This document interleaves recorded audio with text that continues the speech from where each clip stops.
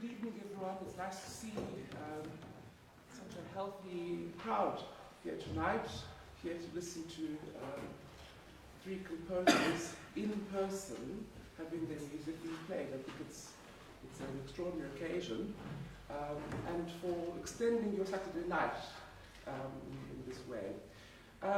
So the way this is going to go, really, is that I'm going to first do some introductions, and then we'll start with the questions. I will ask them a few questions. The questions are going to be very general, because we need to remember that there are people who aren't necessarily composers. It's a special calling to be one, and so you perhaps want to find out what makes them tick, or how this actually works. So it's going to be very general, not specifically specialized questions. At the end of it, though, you're very welcome to ask questions to any of the composers or to all of them at the same time.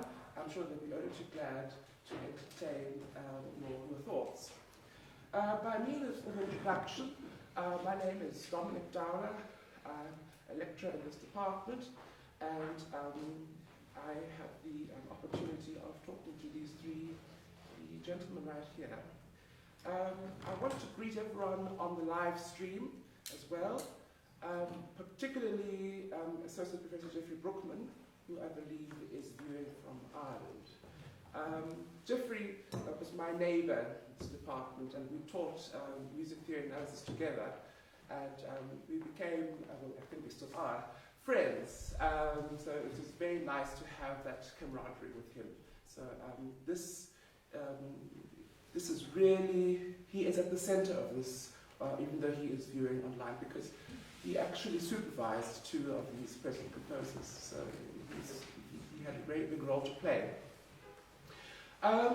So now, the first one to my very left is Paul Hanmer. Paul was here for a period of time in this department, was in residence in Makanda for a few months as a postdoctoral research fellow. And it was very nice because I got to know Paul quite a bit. We used to have our breakfast rituals or brunch rituals at the old jail, and we spoke about many things. And what always struck me about Paul is his humility, and it's a rare trait sometimes. The next is Sibusiso Njeza, who works in this department. He was appointed to junior lectureship in July last year. We're very excited that he's here, and he's doing wonderful things in the vocal division. What also strikes me about Sibusiso is his warm consideration. So he's always able to say things with great thought, and it's also greatly appreciated. And the one whom I have the longest association with is Bongani Ndodana-Breen. He is an associate professor with music theory and composition at the University of Cape Town. He joined that department last year following the retirement of Professor Hanmer. Bongani, I actually met him about 8 years ago through a mutual composer colleague, and so I went up to see him in Darling Street and was in awe of this person who had achieved such great things. In fact, I discovered him, as one does, and one wants to find out who's creating music, who's making music. As a teenager, and found that there's this person who's been active on the global stage, and so he's a great example to people who are aspiring composers. I hope some of them are here tonight. So now that the introductions are over, perhaps we're going to start with a few questions, and some of them are going to be very general, and I'll invite all of you to answer. Of course, you will and should have your own perspectives, so I'm very keen to hear different answers, and I'm sure the audience will benefit from that as well. The audience at the end of it, if there's time, will be invited to ask questions, so you may ask You may ask anything you like out of them, as I want to remind you. Now, you know, it's a nice icebreaker, but perhaps I want you to think about your earliest memories in composition, if you don't mind. I want you to think of this earliest urge which made you want to compose, and I want you, if you could tell me and the audience where that was in your life, whether that was the early stage or whether it was a later development, and if they were written, what form those written attempts look like. I'm going to ask Sibusiso, since we are also neighbors. Good evening, everyone. Thanks, Dominic.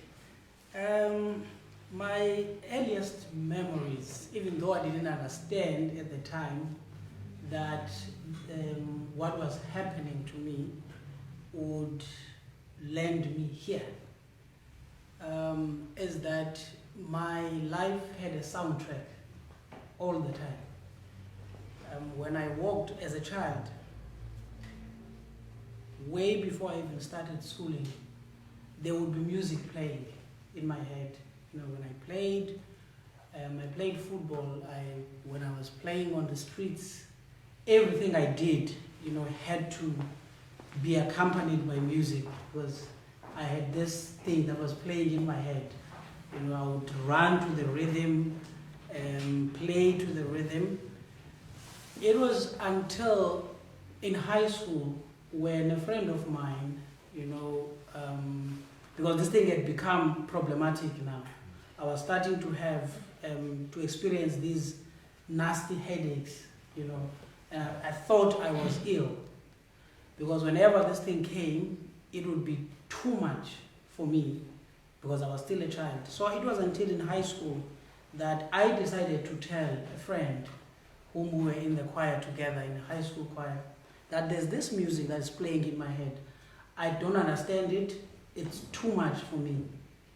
So he started teaching me how to write it down, because he said, maybe when you write it down, but I couldn't, because at the time we were only singers in the choir.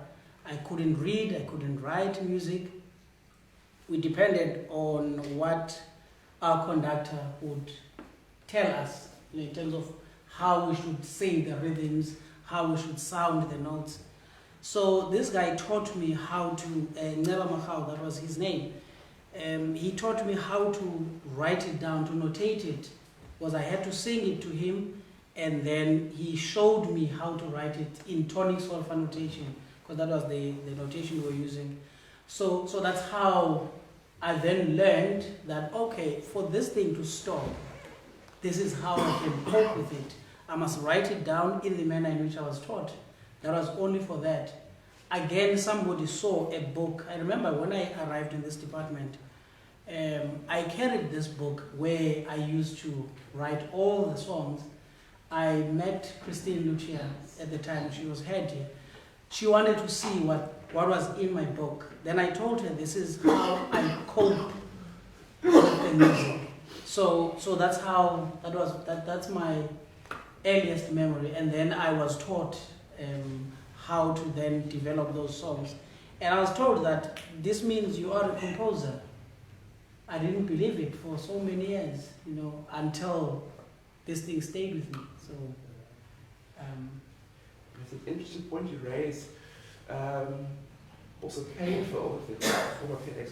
It's there's this point which we sometimes raise with music students, that you have to be almost, it has to almost consume you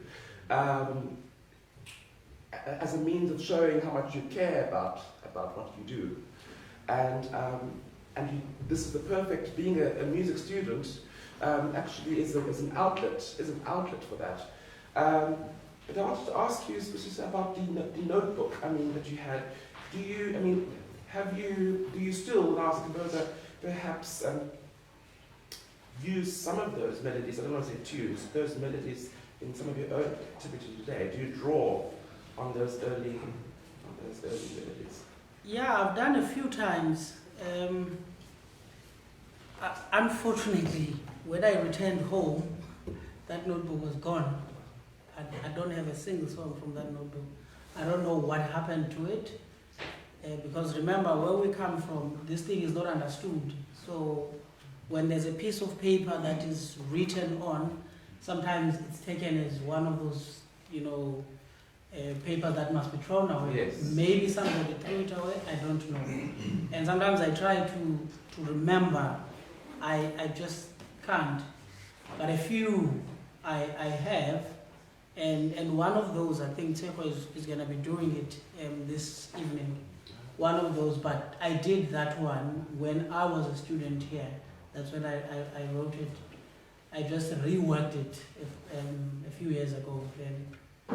Well, there's the story of Prokofiev, I think, with the second piano concerto. This same thing sort of happened. He'd written it, and then the whole score was lost, and he had to start from scratch. Of course, it takes on a different shape, but in spirit, it's got the same sort of origins. I want to ask Paul whether, if you sort of remember that question, but just about your earliest memories and what you might want to say. Yeah. Well, I was. Thank you, Dominic. Good evening, everybody. I received my first piano lessons from a classmate of my eldest sister, Anthony Blake, and he was.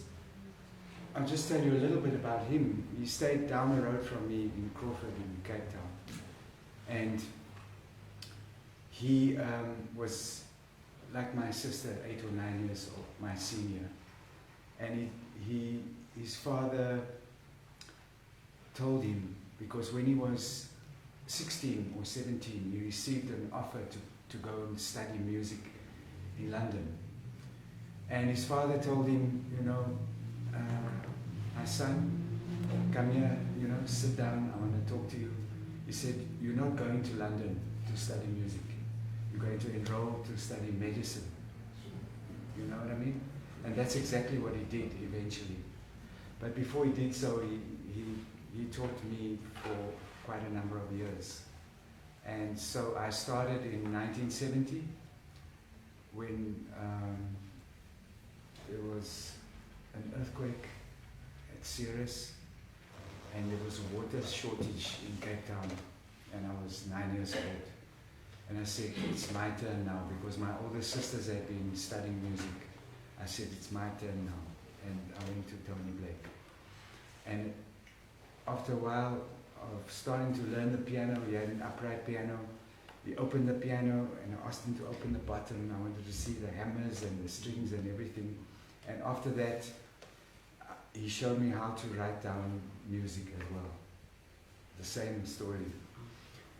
And I went home and I borrowed enormous sheets of paper from an older cousin who had trained as an architect and used paper, gigantic pieces of paper, double elephant size, on which to put his architectural paper, and then proceed to make drawings, architectural drawings. So I took this double elephant paper and started writing my own ledger lines, and started writing, I have no idea why, very difficult stuff, string quartets, which nobody need to hear, because those pages are also lost. You remember you spoke about it. And I don't know, my father had taken a trip. He was fortunate enough to have taken a trip which involved him finding a pen with 5 nibs that you dip in ink, and it draws 5 parallel lines, you see. So I used that pen to draw my ledger lines and write this music. And one of the first pieces I wrote was for piano. It went from the lowest note in the piano to the very highest. But those are, fortunately, I don't know, I think it's quite fortunate that I can talk about them, because I remember them, but they're lost. Yeah. You were, just give me sort of a time, or you were sort of a teenager then, or no, I was still 9. 9, 10. Oh, yeah, wow. 1970. 1970, 1971. Yeah. So it means your exposure, let's say, to Western art music was many years earlier. I'm just thinking of someone writing a string quartet at such an early age, extremely precocious. Yeah. I think my ambition was far more precocious than anything else about me. So please don't attach any quality to it. But I mean, I listened to my parents had a collection of LPs. Yes, Beethoven symphonies, the Bach, religious works, solo keyboard works for orchestra. There was a whole gamut of things, including Frank Sinatra with Nelson Riddle arrangements, which were very fine because they involved like a mixed kind of ensemble, in that there was a chamber orchestra within a big band with a rhythm section. So it involved and a beautiful singer singing gorgeous melodies from people who basically fled Hitler's invasion in Europe and landed up in the United States, becoming the writers of for Hollywood, yes, indeed, yes, for R&B hits, and for what became the Great American Songbook, etc. All those beautiful songs. And yeah, so I listened to a variety of music, but classical music was my first love, and my first grounding in music. Yeah. Thank you for that clarification. We perhaps now turn to Bongani. I have to clarify that Dominic, maybe you should send me an invoice, because Dominic used to come over to this wonderful apartment I was living in Darling Street in Cape Town. It was beautiful, a Steinway, and didn't pay him anything, but used to come and play beautiful music for us. We had these soirees and these concerts, I think with some nibbles and wine and stuff. It was a wonderful way of building community, and thank you for doing those things for us. And I think you met some people there as well that you might have been friends with from there. My story is not as profound or as moving as these two gentlemen before me, because I've always thought myself as more of a Gebrauchsmusik kind of person, utilitarian kind of composer. My journey started up the hill as a boy at St Andrews College. Actually, my entire education is on the street, from St Andrews Prep all down the street to St Andrews College. As you know, Rhodes University actually started off as the sixth form of St Andrews, where the Corey and the Marsha from our house to here. So it's like literally the street is my education as a boy. And I started composing because I hated practicing the piano. And much to the annoyance of Brian Judge, I think Graham Chris will remember Mr. Judge. And then he found out that I'd been writing. So he made a deal that if I practice, I think this is Bach and all these things I had to do, gavots and things, and I could then, if he's happy, show him what I've written. Now Brian had a very interesting history because he was the organ scholar at Chichester Cathedral when Richard Koch was there. So I think they followed each other to South Africa. And he had been to the same school as Peter Pears and got to meet Benjamin Britten when they came. And so I had a glimpse of his childhood. And so I got into people like Britten and stuff like that very early. And then I started, with the wonderful resources that we have at St Andrews. There's a beautiful music department, there's choirs, there's an orchestra, there's everything. I just started, haggling my mates to get together and to do things. And I think my first attempt at 16 was a I'm ashamed of this. It's a musical called Super Christ. I was going through my Andy World Weber films. And I hope he doesn't sue. We all did it, and then because I was in the choir, I was always writing anthems for the chapel choir. Again, as I say, Chabra's music. We needed music scenarios for everything, and there's the wind quintet and stuff like that. So I ended up writing music for my friends, for the ensembles that we were in, and I remember my first dip at orchestration. Again, as I think an antsy, maybe teenager who needed things to do. I had a piece, I played French horn in the wind orchestra, and we're doing Holst and all those wonderful suites that he did.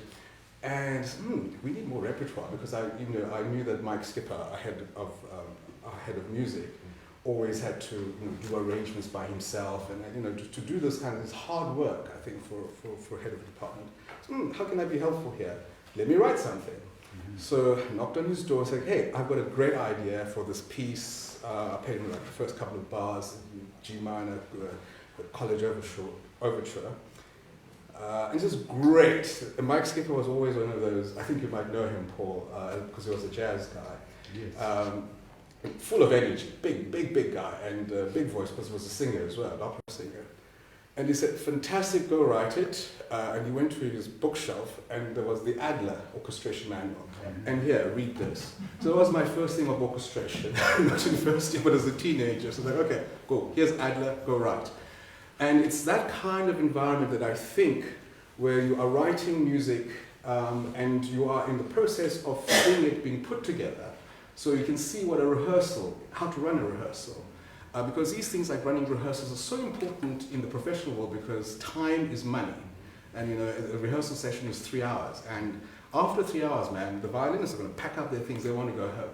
So how you use that time is so important, and how you write. Writing parts, for instance, is such a good thing, like when the page turns. So I got to learn all those things before I left school, and I did. I matriculated in 1993, just the year before I could vote. And then I wrote an opera while I was here. Again, I was bored, didn't have anything to... the B-Mouth was okay, but I needed to write the figures. And we had this wonderful professor, Novotny. This place has had this history of all these Austrian professors, Novotny, Rupert Meyer, etc., etc. And they could never say Vaughan Williams, it was Wogan Williams. And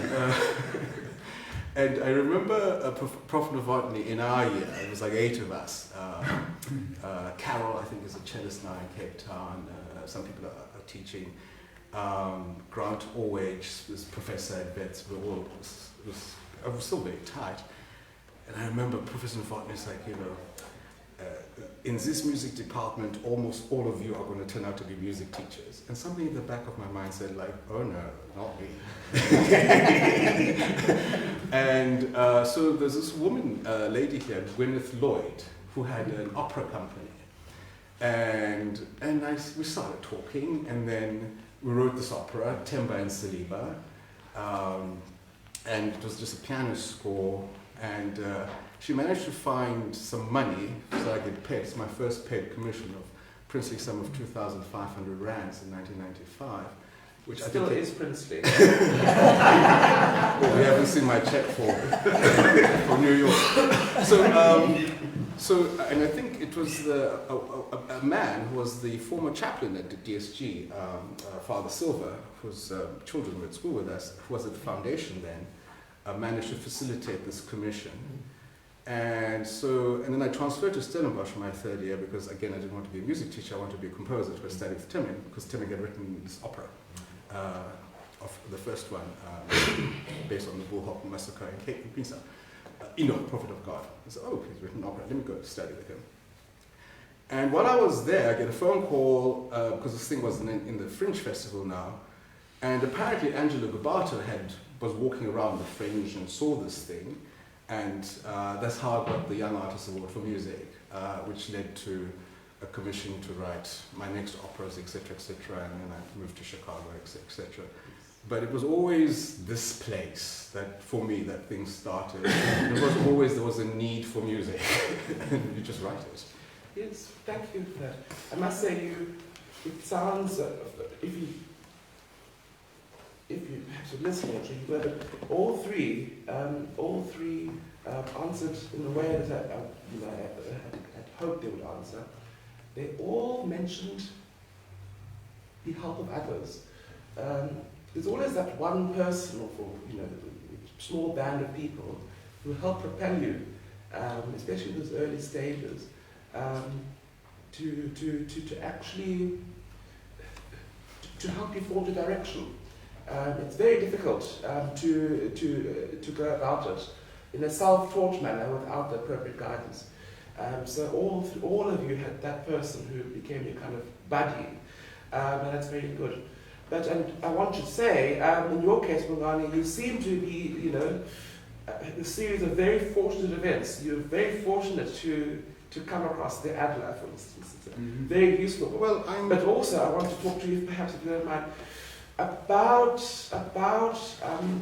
how the mechanics worked when you tried something over.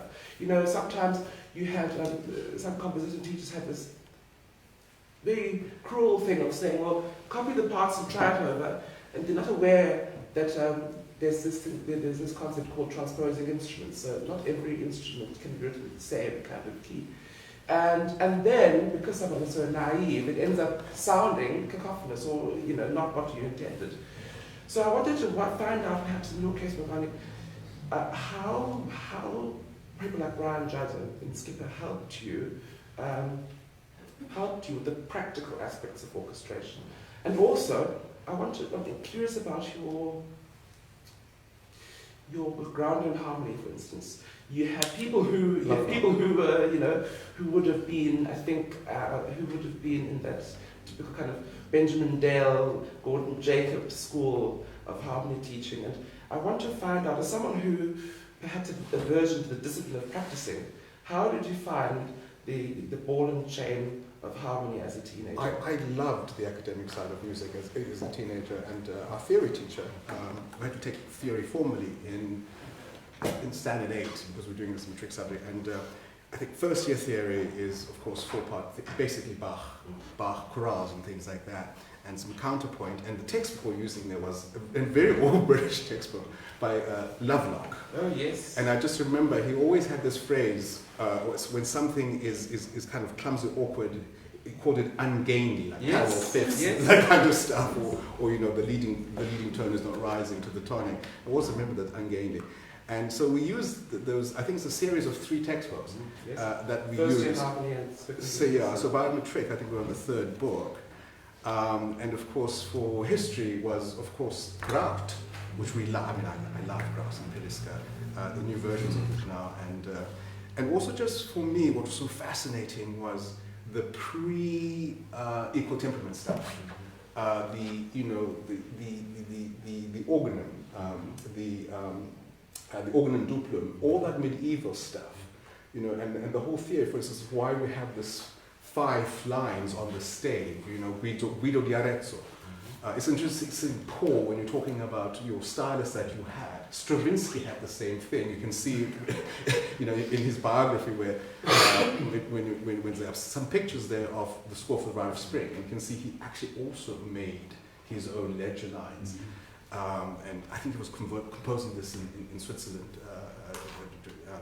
in the early 1900s. But for me, it's this, I don't know, for me, this music, I don't know, it comes from that whole school of where things had to be done for a purpose. I mean, Bach, those cantatas for every single Sunday of the year. It's that kind of Gebrauchs music, or Hindemith, for instance, writing a sonata for every single instrument of the orchestra. As you know, I taught at Yale before I came to UCT, and Hindemith was at Yale. There's this huge Hindemith archive there. And I always tell my students, for instance, when we're doing composition 2, and it's like, go and listen to as many of those Hindemith sonatas as possible, because just to see how he wrote for each of those instruments is quite useful. Yeah, we're veering into pedagogy a little earlier than I wish, but I think that's all right. I've been very curious to ask you, Bongani, about your work as a teacher now, and please, this is a conversation, so I want you to please chip in, guys, about the kind of education, the expectations that each composition student was, had to have. You had to have 100 years ago, 50 years ago, you had to have thorough grounding in 16th century contemporary. You had to have Benjamin Britten at the age of 17 write a mass in the style of Palestrina. And then 30, 40 years ago, you see some South African universities abolishing the teaching of that kind of counterpoint.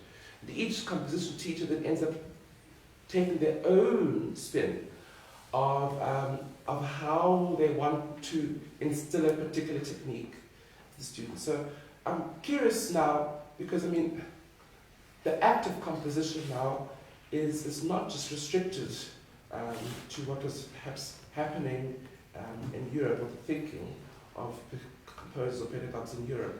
And I wondered whether you've had any thoughts about your curriculum as a composer. For instance, do you give students exercises in, let's say, writing a fugue or writing a strict contrapuntal exercise? Do you give students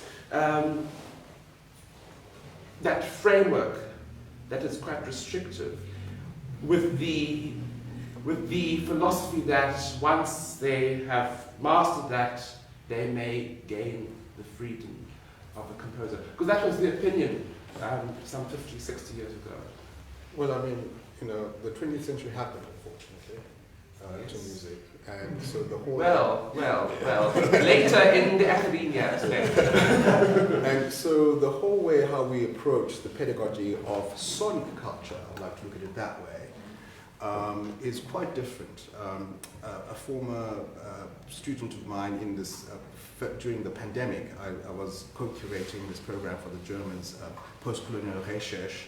It was a worldwide fellowship program, and we had to choose 15 people from the Global South.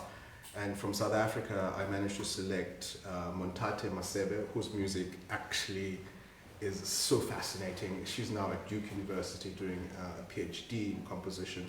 Jabulo Pungula was part of that, and another Nigerian fellow, dear friend, his name tip of my tongue, PhD from Pittsburgh in composition.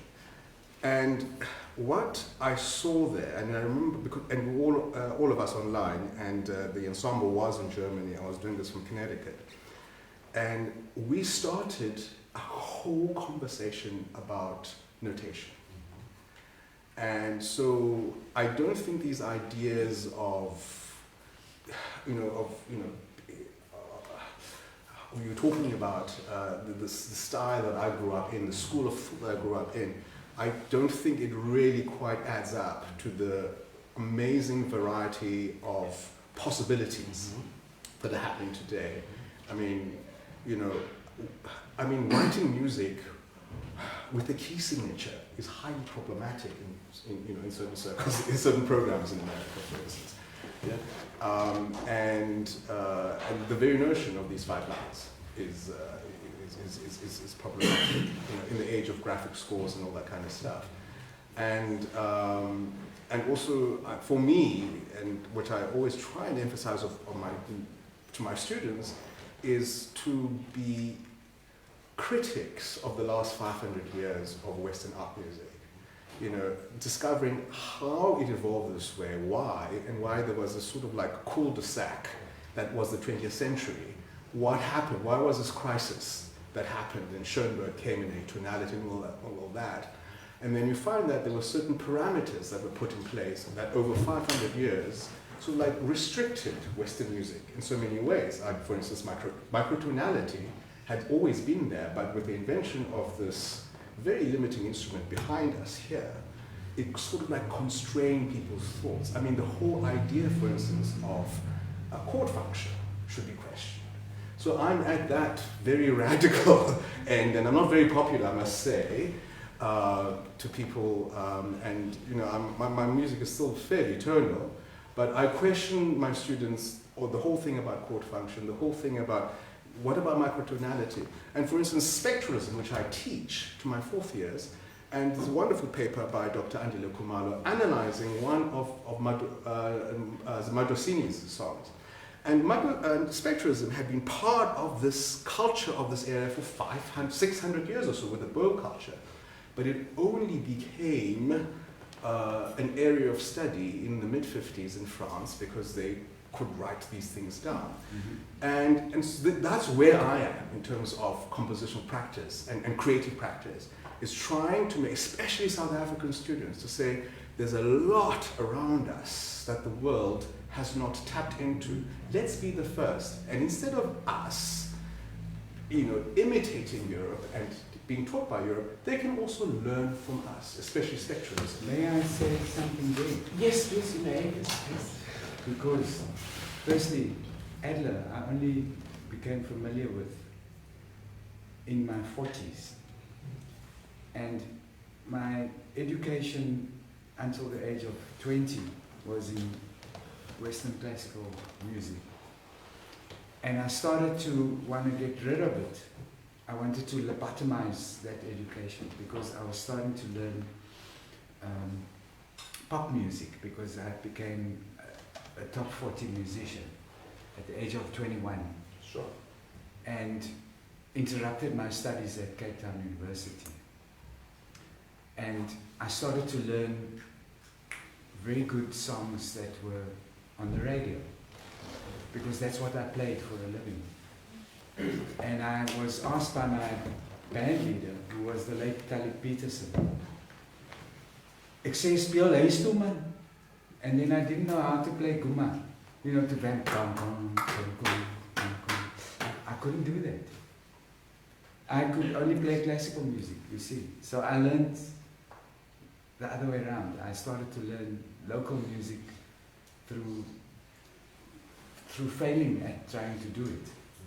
And later on I learned from Kaya Mahlangu, and I learned from the guys from Bayete and Teta and Zakile, you know, Brakaya Mahlangu and the late Sibusiso, etc. By trying to hear this music in the late 80s, when I moved to Johannesburg, I realized I didn't know where I stood to play music with such pride and with such a distinctive South African voice in it. Where do I start with my classical background? I wanted to lobotomize it, you understand?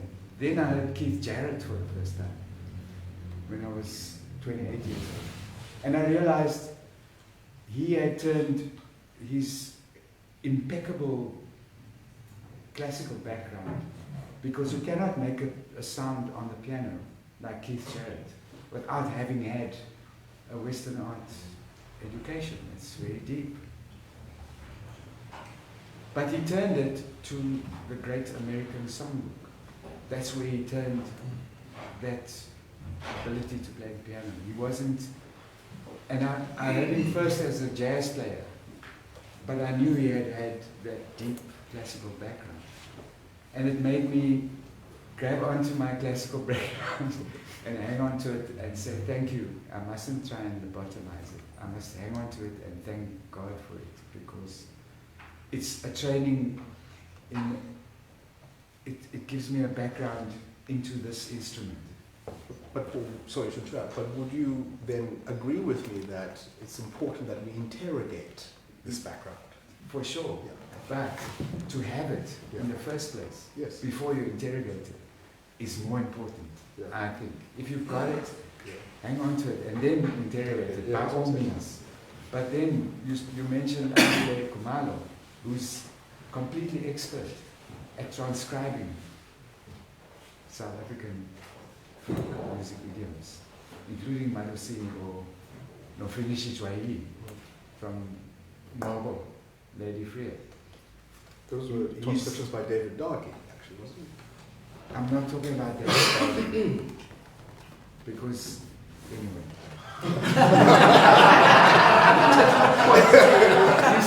he's made some serious errors. There's a song by the late Nofinishi Chwaili, which I transcribed as well, which is in 13/8. And he made it 12/8 because to him it's an Eastern Cape standard, you know, 2-chord thing. And it's Uhadi and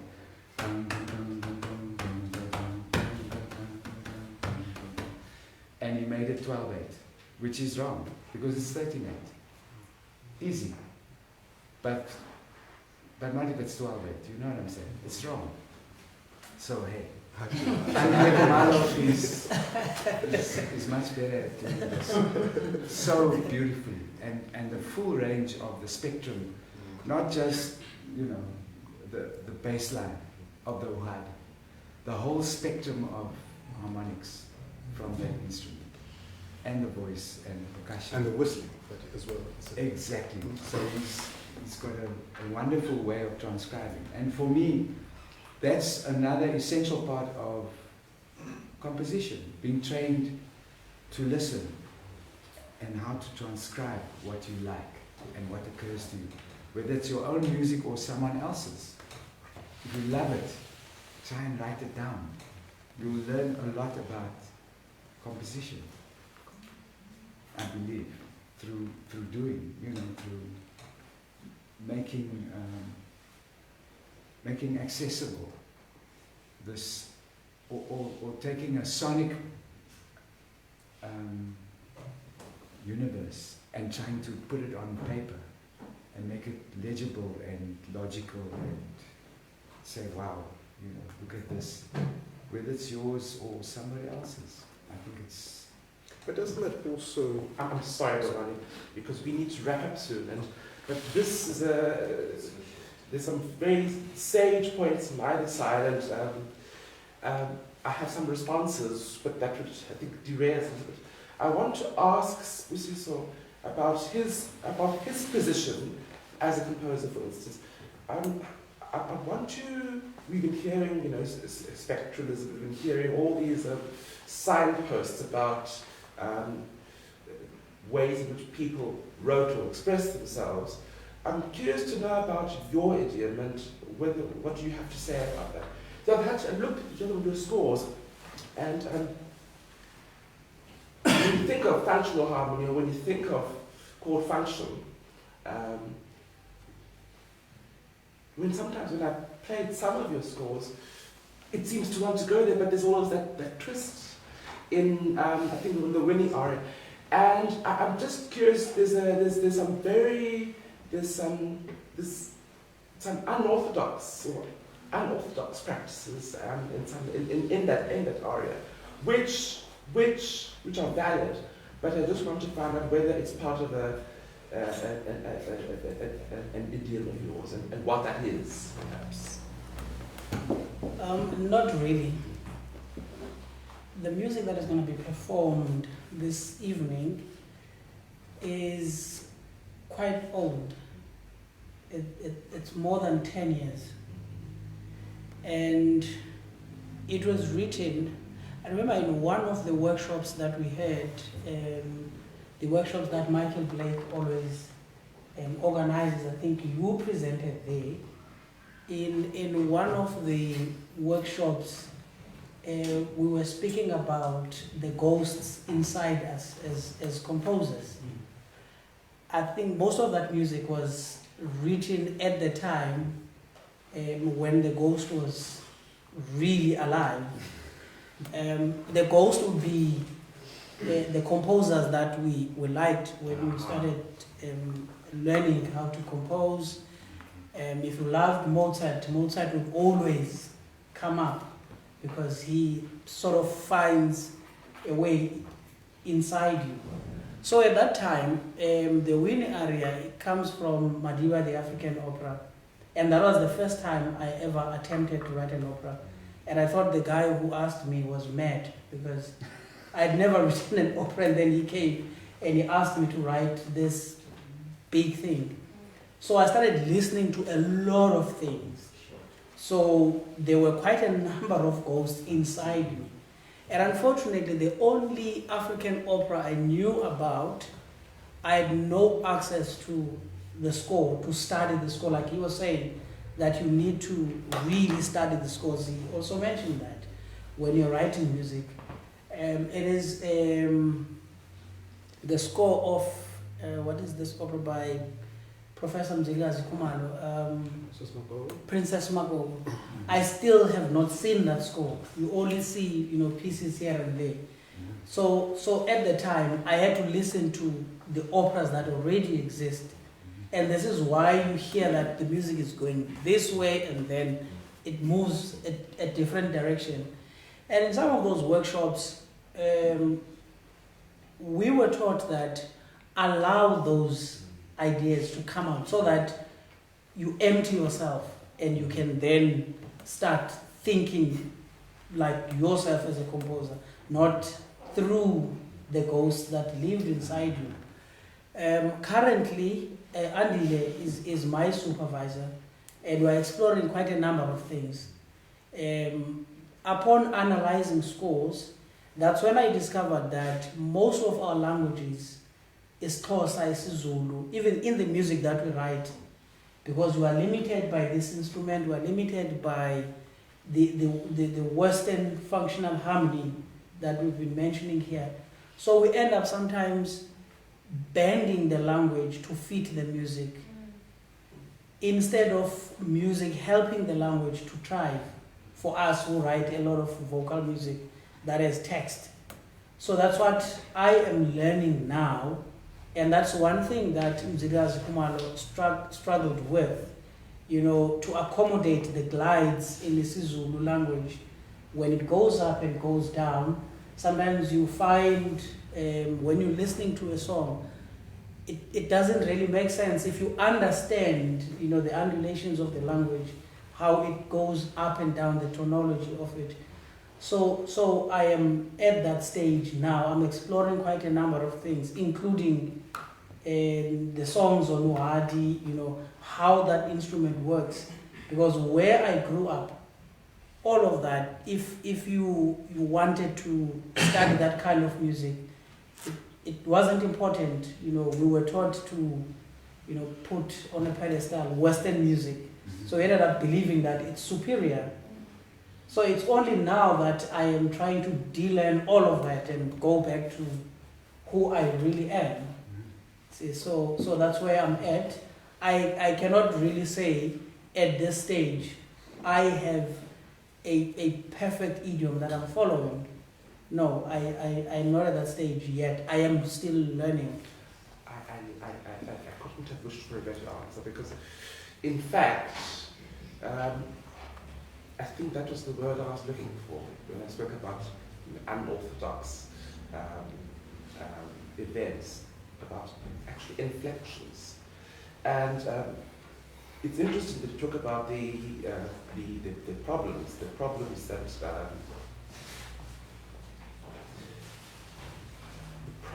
that we have in certain languages and how they are not easily accommodated. And yet, I'm not saying and yet, I seem to pick up the idea of inflections in your actual writing.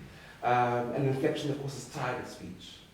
And so it's just interesting, to see that tete-a-tete. But we've run out of sort of formal interview time. I wish we could have had, a little bit more time, and also to talk about the composer in that bit, who is not with us anymore, Michael Moerane, who of course was the first black graduate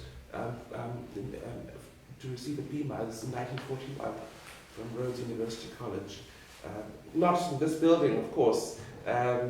Those days it was on Prince Alfred Street. But I want to invite you now as the audience, whether you've got any questions to ask any or all of the composers, please raise your hands. Oh my goodness, you're very shy. Deputy Dean. Okay, thank you very much, Bongani. Thank you very much for your experience, sharing your experience with us. And thank you very much, Bongani, for talking to us about your part. But I'm sure that you are now enjoying teaching, despite the fact that yes. And now I'm coming to you, Sibusiso. Thank you very much for your experience. You were talking about having from headache to the composition. That was very inspiring to me, from headache to the composition. And I thought of a sort of mediation that was guiding you from something that you couldn't understand to materializing it in the world that we know, that we can see and we can hear that. But I'm confused when you are talking now about killing the ghost. I thought the mediation was going to continue so that we can still enjoy something that might not be coming from you.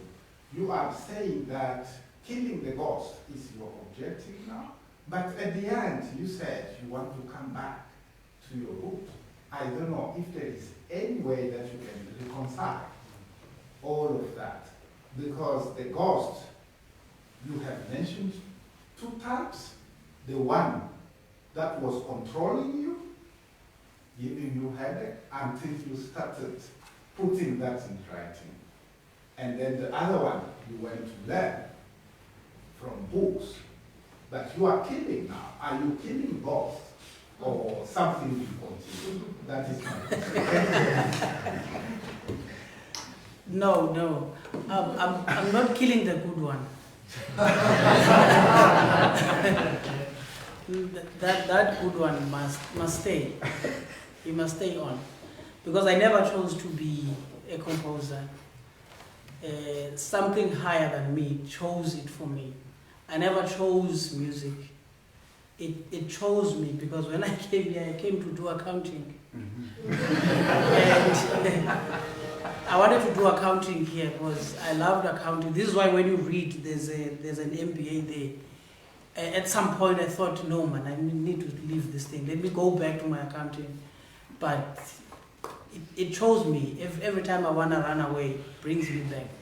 So I ended up auditioning here and studying music. So I was referring to the first one is the one I couldn't understand. That's a natural one. Then the second one, it's because I joined choirs, then I got to know that there are people who write music. I got fascinated by their music, and then it started to consume me now. And that is the ghost that then started to take over. When that ghost, the first one brings melodies, then this one wants to shape them in a particular manner. Because when I started writing in that book that I got, that went missing, I didn't know about this functional harmony we're talking about. I didn't know. I was only writing what was in my head. Mm-hmm. But now later, I had to write and then critique what I wrote, and then I'm like, no, this chord doesn't work. I didn't know chords before. So that is the ghost I was referring to later, which came in the workshop that I attended. Because I didn't understand what was happening, actually, until it was pointed out. Thank you, Professor Mwebe. William, before I recognize you, William, do you still have your question? I do, just a very quick one, but perhaps a slightly unfair one as well. Sorry, ahead of time, in advance. So we've been speaking a lot about Western art music, and Dominic, thanks for mentioning the kind of baggage that we're dealing with when we are facing composition, this history, this largely European history, almost, 1,000 years old now, a little bit older maybe. try and make it older, which many people do. But I also want to speak about, not just in terms of music, but also in terms of composers themselves, right? And so the history of Western art music has often been written as a history of great composers, which largely equates to dead white men, right? In most of the textbooks. But I sort of wonder, what does that concept mean for our composers here in South Africa today? Can we resuscitate the idea of the great composer, and should we resuscitate the idea of the great composer within the South African context? Bongani spoke very nicely about almost speaking back to Europe, right? Europe has something to learn from us. Is one of those things that they could learn from us how to think the great composer in more diverse, more benevolent, more equal terms, in a way that was not presented to us in this 500-odd year history, right? Can we resuscitate, or should we resuscitate the great composer? Can I jump in there quickly? Yes, yes, and I'm going to advance an argument here that's actually not of mine thinking, but something that Professor Martin Sketzinger, a South African, dear friend of mine who's teaching at NYU, and he's written quite a lot about African music, and his thing now is on African mathematics. Very, very fascinating. Go look at it up on YouTube about the mathematics of African music. I can barely get 15 minutes of understanding of the whole thing. His issue, and we're in his apartment in New York, while I was at Harvard, and he was pressing the whole issue of intellectual property. What happened with publishing? That changed the nature and relationship of music in the West. Now you had a name, you had a publisher, and the whole thing of music as property really changed that dynamic. And you can see, for instance, with Bach and in the Baroque music, where there's improvisation and we have our culture. So this evolution from a composer being a co-creator with the performer, which is a lovely relationship which we have in African music, suddenly got rid of in Europe with publications and the publisher. And then it became a money thing, and then the lawyers got involved, and then this is a mess. And then we have that story of Mbube, which Malang has written about for Rolling Stone.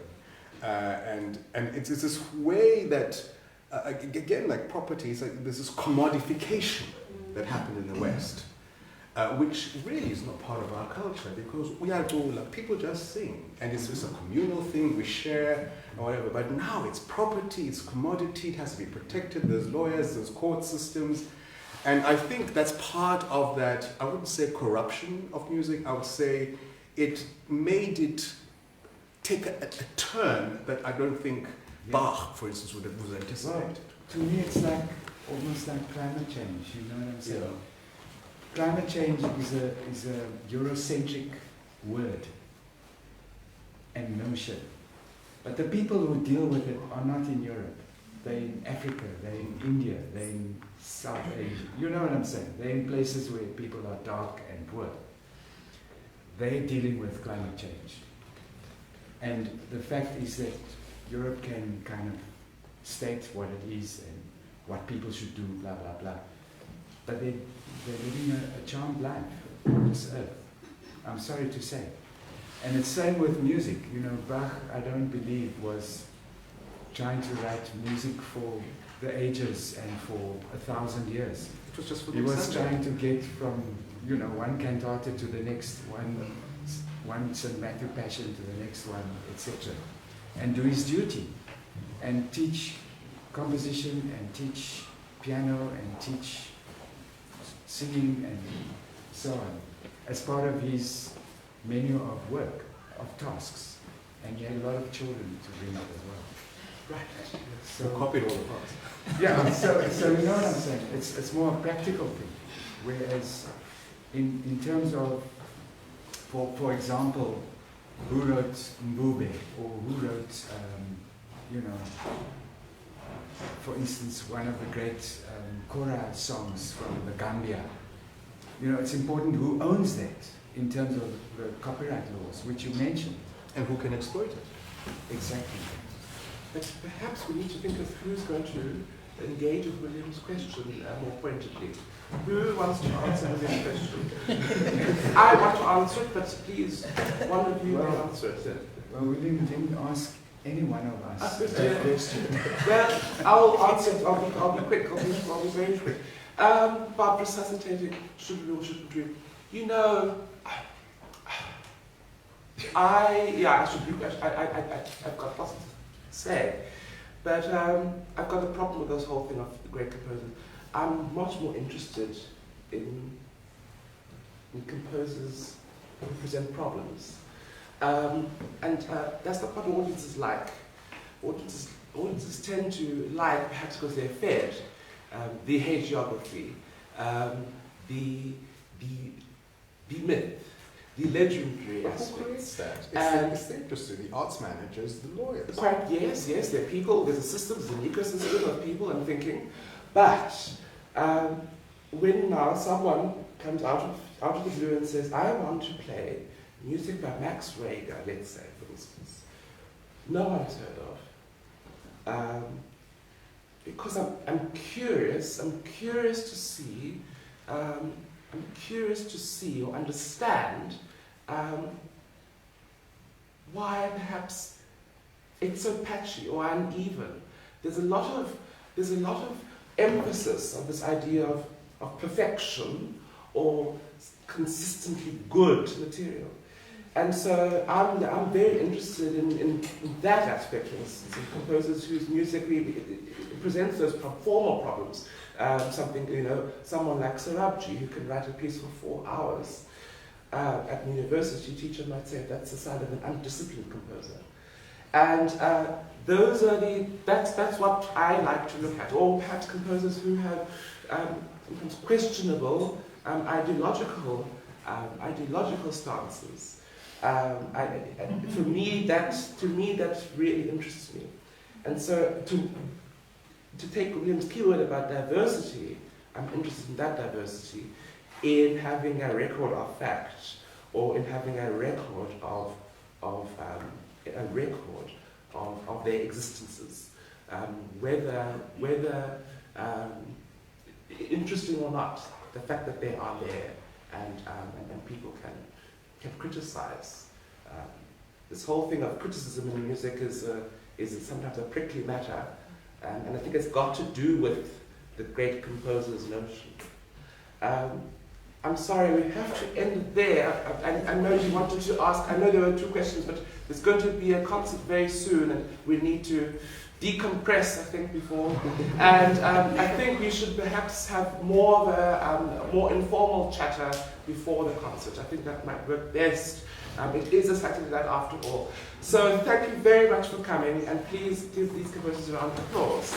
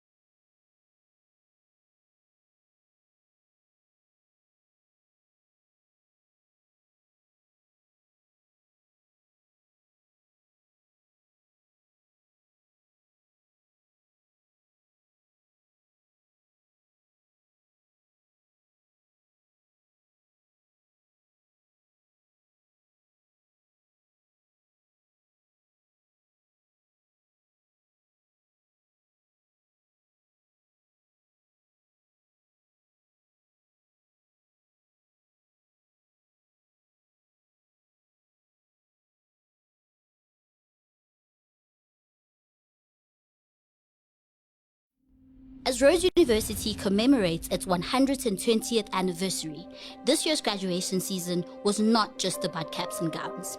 It was a moment that saw the birth of a scholarship fund, a generous gift from a Rhodes alumni, but even more profoundly, it was a celebration of the unbeatable spirit and perseverance of students from diverse backgrounds, proving that Rhodes University is truly a place where leaders learn. So I started an education fund because we have a funding shortage in our country, that's the one thing. But also because I appreciate the role of education in really lifting lives and uplifting livelihoods. South Africa's sole hope lies in a great quality education and universal access to that quality education. And I think those of us that have the means have a responsibility to share, right? I'm reminded of Luke 12 verse 48 that says, to whom much is given, much is expected. So that's why I thought, let me be part of the solution and come and help students in need. The message that I want to send to graduates and to Rhodians coming to the world is, remember, true happiness comes from serving a higher purpose. You did not get this qualification for you or for your benefit. It is to help other people. So what I love about Rhodes and what I think is incredible, that we've got this 120-year tradition of dedication to excellence. First, in my undergrad, I was on NSFAS, right? And then I got accepted into my honors degree, but then I could not really afford to come back to Rhodes. And then luckily I got the scholarship and I literally packed my bags. 2 days later, I was in Grahamstown. Yeah, it was very surreal. I even cried, to be honest. Like, it was very surreal. I celebrated. I called my mom and my dad first thing. I was like, you will not believe what just happened. My message to Dr. Moerane is a big, big, big thank you. He is such an inspiration to many people. His story is magnificent. One day I want to help someone else. I want to contribute. Because he helped me, I want to also help others and give hope to other people one day. It is important to celebrate graduates. They've worked hard, their families have sacrificed, and some of them have burnt the midnight oil. And like the motto of Rhodes is where leaders and learn. And then we pray that in applauding them as they go past the stage, in celebrating them, that we settle them on a pedestal and on a route to making this world a more dignified world, a more humorous world also, a more loving world, and a world where there is equality of opportunity. I really am dedicating this doctorate to the students that are working very hard, and I am dedicating it to the students that get excluded from such beautiful universities because NSFAS doesn't pay the students whose parents cannot afford to bring them to the university. But more importantly, I'm dedicating this doctorate to the children east of where we are, where when I came 35 years ago, I could touch, smell, and taste poverty. And I hope that they will get a sense of joy that one of our own, Umfundisi, has received this honorary doctorate from this prestigious University of Rhodes as it turns 120 years. That video. I just posted the video only because I saw Unati's video of her just explaining how her daughter didn't want her to urinate at the ceremony, but she did it anyway. And she urinated very hard. And then it hit that my mom is gone and I'm not going to have that moment. And she is always a celebratory person. So I was like, this is literally my biggest achievement. And I knew if she was still alive, she would have done the most. For me, it was just asking parents who are going to be at the venue anyway to just, give me a shout out on the day. But I didn't realize that would have happened. I was in tears the whole time because people were calling me from the sides.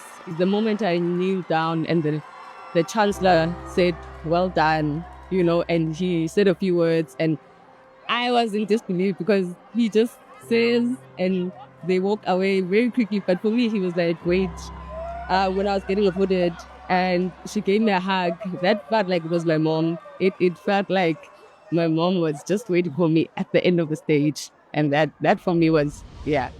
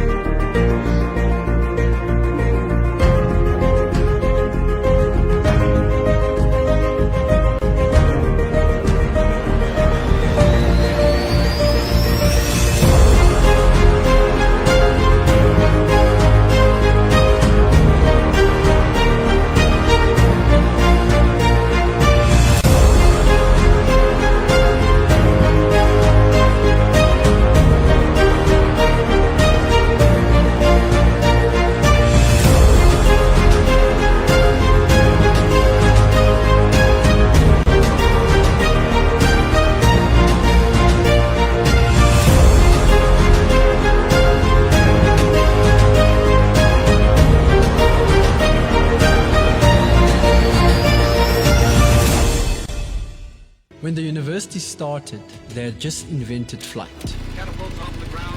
Have you seen what we're doing now? We have innovated, progressed, and strived for change. We had the first internet connection in Africa, and now we use nanotechnology. We have touched the world, and even glimpsed beyond it. We have played, laughed, and found each other. And we don't plan on stopping. 120 years of pursuing the remarkable. Rhodes University, where leaders learn. As Rhodes University commemorates its 120th anniversary, this year's graduation season was not just about caps and gowns. It was a moment that saw the birth of a scholarship fund, a generous gift from a Rhodes alumni, but even more profoundly, it was a celebration of the unbeatable spirit and perseverance of students from diverse backgrounds, proving that Rhodes University is truly a place where leaders learn. So I started an education fund because we have a funding shortage in our country, that's the one thing. But also because I appreciate the role of education in really lifting lives and uplifting livelihoods. South Africa's sole hope lies in a great quality education and universal access to that quality education. And I think those of us that have the means have a responsibility to share, right? I'm reminded of Luke 12 verse 48 that says, "To whom much is given, much is expected." So that's why I thought, let me be part of the solution and come and help students in need. The message that I want to send to graduates and to Rhodians coming to the world is, remember, true happiness comes from serving a higher purpose. You did not get this qualification for you or for your benefit. It is to help other people. So what I love about Rhodes and what I think is incredible, that we've got this 120-year tradition of dedication to excellence. First, in my undergrad, I was on NSFAS, right? And then I got accepted into my honors degree, but then I could not really afford to come back to Rhodes. And then luckily I got the scholarship and I literally packed my bags. 2 days later, I was in Grahamstown. Yeah, it was very surreal. I even cried, to be honest. Like, it was very surreal. I celebrated. I called my mom and my dad first thing. I was like, you will not believe what just happened. My message to Dr. Moerane is a big, big, big thank you. He is such an inspiration to many people. His story is magnificent. One day I want to help someone else. I want to contribute. Because he helped me, I want to also help others and give hope to other people one day. it is important to celebrate graduates. They worked hard. Their families have sacrificed, and some of them have burnt the midnight oil. And like the motto of Rhodes is where lead us and learn. And then we pray that in applauding them as they go past the stage, in celebrating them, that we settle them on a pedestal and on a route to making this world a more dignified world, a more humorous world also, a more loving world, and a world where there is equality of opportunity.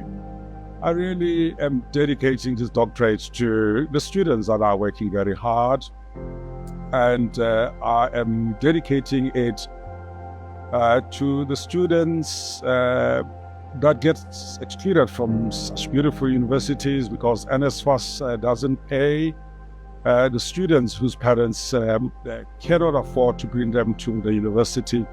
But more important, as Rhodes University commemorates its 120th anniversary, this year's graduation season was not just about caps and gowns. It was a moment that saw the birth of a scholarship fund, a generous gift from a Rhodes alumni, but even more profoundly, it was a celebration of the unbeatable spirit and perseverance of students from diverse backgrounds, proving that Rhodes University is truly a place where leaders learn. So I started an education fund because we have a funding shortage in our country, that's one thing. But also because I appreciate the role of education in really lifting lives and uplifting livelihoods. South Africa's sole hope lies in a great quality education and universal access to that quality education.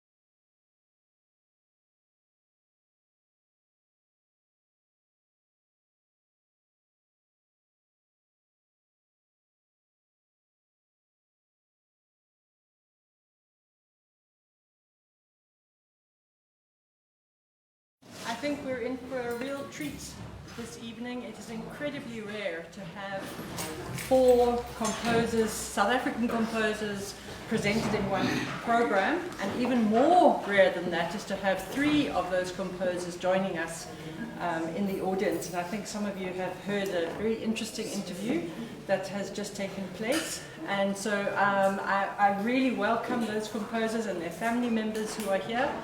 As you know, 3 are alive and here. 1 is deceased. However, that person, Michael Moerane, that composer, has 2 grandchildren working at the university, and we've invited them this evening.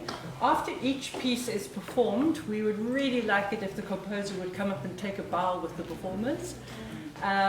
Michael Moerane's piece is the very last one, so if Mokete and Cousin would come up then and bow with the choir, that would be great.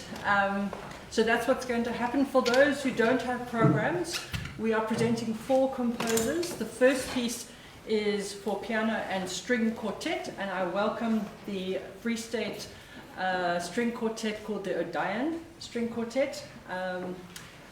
They will be joining me to form a quintet, and we will play Safika, 3 Tales of African Migration. There are 3 short pieces together, and then afterwards there's a short break, and then we will play the second in exactly the same format by a newly commissioned quintet written by Paul Hanmer. After that, the stage will need to be cleared, because then we have a singer and a pianist singing 3 songs by Mr. Sibusiso and Njeza. That will be about 10 or 12 minutes. And after that, once again, the stage will be quickly cleared, and the Rhodes Chamber Choir and African Choir will join us to sing Michael Moerane's Sylvia. So please stay seated during these quick maneuverings. The program is not really that long, so I'm not asking you to sit for an hour and a half. And yeah, we're ready. I must, before we get the musicians on stage, nothing like this happens without sponsorship, and I would really like to thank both the research office at Rhodes for the financial support of the new commission, and the Rhodes 120 committee organization for sponsoring the rest. So thank you very much for that. I think it's a tremendous honor for Rhodes to have these composers here, to have the performers playing and singing their works, and I'm very excited by this. So please join me in welcoming the quartet. Just let me get backstage, so I'll walk on with them.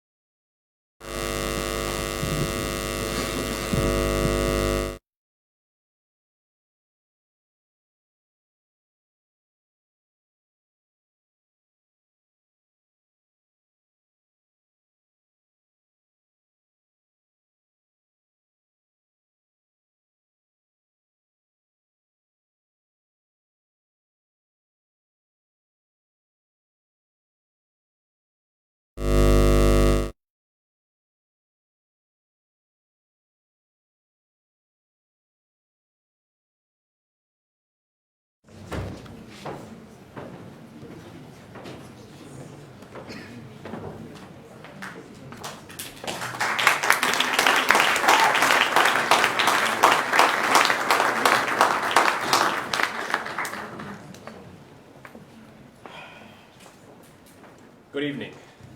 We thank you for your participation in the celebration of our esteemed guests, as well as that of our incredible staff members and students, and our very own in-house formidable composer, Mr. Njeza. We have decided to conclude this evening with a joint performance by the Rhodes University Chamber Choir and the Rhodes University African Chorus. The song we will be performing is Sylvia by Michael Moerane. This song, which was dedicated to a real person, serves as a rather emotional and heartfelt farewell. The Sylvia in question was a student of Moerane's, and this song was presumably penned when she graduated. We hope you enjoy.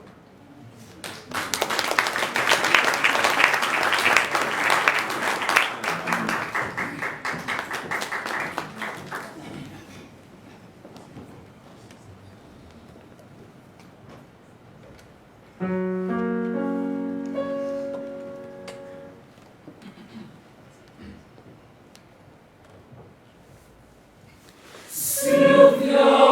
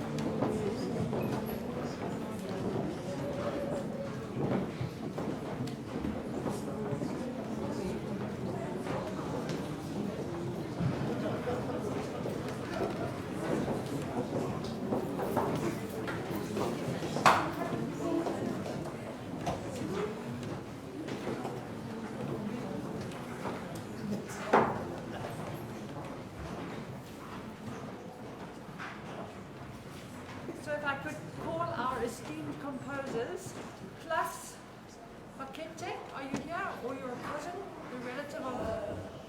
There you are.